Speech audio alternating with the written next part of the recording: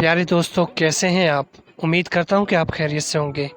आज की जो वीडियो है ये फ़िज़िक्स की है। 10वीं क्लास के लिए वेरी इंपॉर्टेंट क्वेश्चन और गेस्ट पेपर है 100%। इसी में से पेपर आएगा।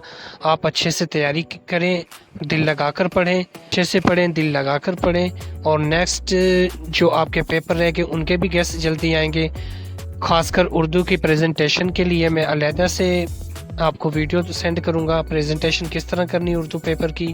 अगर आप चैनल पर नए हैं तो चैनल को सब्सक्राइब ज़रूर करें ताकि मेरी हर नई वीडियो आपको बआसानी मिल सके। शुक्रिया।